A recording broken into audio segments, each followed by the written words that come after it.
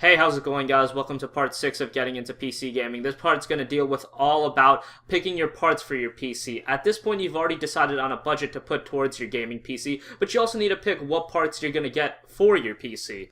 And that is one step that a lot of people have a hard time dealing with, because for a lot of the parts like graphics card, RAM, and a lot of other parts, there's a lot of different manufacturers. Like for graphics card, there's EVGA, Asus, Gigabyte. Which one do you get? I'm hoping to clear up some misconceptions and teach you guys a couple things if you guys don't know already.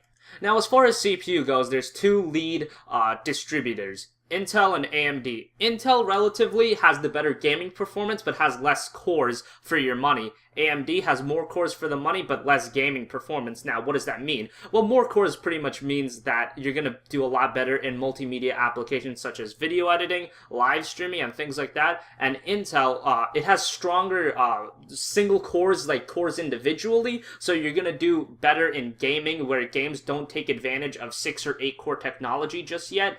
It's a lot better to get an Intel CPU that's a quad core, and those quad cores are fast as hell and you can overclock them and things like that. That's why Intel tends to perform better than AMD as far as gaming goes. Now, AMD also has their APU line of CPUs, which is the integrated graphics with their CPU, and those CPUs can actually run games decently, not as well as if you had a dedicated graphics card, but they can run games. So to decide between what you want to get, either an Intel CPU, an AMD CPU, or an AMD APU, you would have to first ask yourself, do you want to do a lot of gaming and get really good performance? Well, then Intel's probably your way to go, because bar none, they are the best as far as single gaming goes. But if you want to do things like video editing and live streaming for a cheaper price, AMD's not a bad option. And then the APU is for absolute budget end builds. They're really good if you don't have a lot of money to spend and you want to take out the graphics card and the CPU with just one buy. I mean, it's around $150 for a decent APU, whereas getting a decent AMD CPU and a decent AMD GPU would be about $220, $230.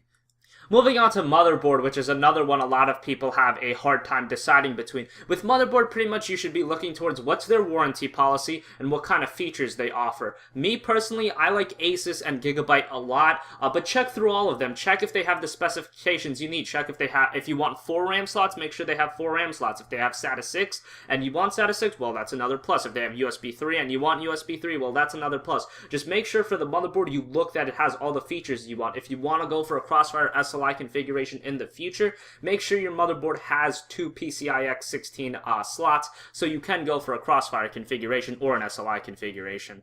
Now, graphics cards are where it gets a little bit wonky, because graphics card, there's so many different manufacturers, and a lot of noob PC builders get really confused, and I was in the exact same boat when I started back in, I believe, 2009, when I built my first PC. I was so confused by this. I was like, what graphics card do I buy? There's like 9 million different manufacturers. What the hell do I do?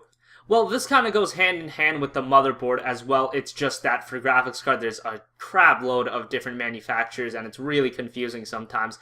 I tend to like Asus, EVGA, Gigabyte. Those work really well. As far as AMD GPUs, I believe Gigabyte and Asus are also on the AMD side, so they should work pretty well as well. And watch out sometimes for manufacturers with cheaper prices, because there's a company called PowerColor, and those tend to get worse reviews. I haven't ever used a PowerColor GPU myself, so I can vouch for it specifically. But from the reviews I've read from people that watch my videos, and if they have a PowerColor GPU and they've sent me personal messages, I see a lot of times, there's nothing coming up on my monitor. Have a PowerColor GPU.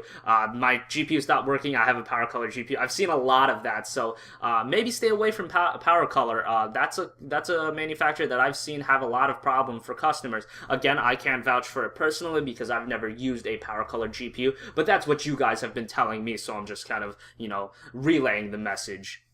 As far as AMD goes, I would stick with Sapphire, Gigabyte, and Asus, and then for NVIDIA, I would go with EVGA, Asus, or Gigabyte video cards. So it's pretty much the same thing, it's just AMD's got Sapphire, NVIDIA's got EVGA. You get the picture. And then the final thing I want to cover in this picking your parts video is the power supply, because this is extremely important. Well, picking your power supply is something a lot of people skimp out on, and they're just like, you know what, it's 500 watts, let's just buy it, it'll probably work, and it'll probably power the build. You definitely don't want to do that. You want to get a power supply from a reliable manufacturer that also has a very good warranty policy and is 80 plus certified. Gold or silver certified especially would be ideal, but bronze certified works perfectly fine as well. It's just silver and gold are a little bit better. I mean, just think about it this way, guys. If the power supply goes, there's a chance that multiple parts with the power supply go at the same time. So, skimping out on your power supply can be deadly to your PC, and I would not recommend it at all. Highly recommend EVGA power supplies. They're really good. Silverstone Strider series are really good. XFX's power supplies are extremely good. Corsair makes really good power supplies as well. A lot of people kind of badmouth Corsair power supplies. I've used a few in my PCs, and they've all worked fine. So as far as personal experience goes, Corsair power supplies have been absolutely fantastic.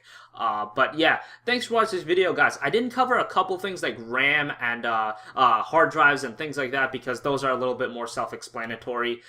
RAM, you just go with G.Skill 8 gigabytes and then you just call it a day. But yeah, thanks for watching this video, guys. Leave a subscribe, leave a like, leave a comment, and I will talk to you all later. Goodbye.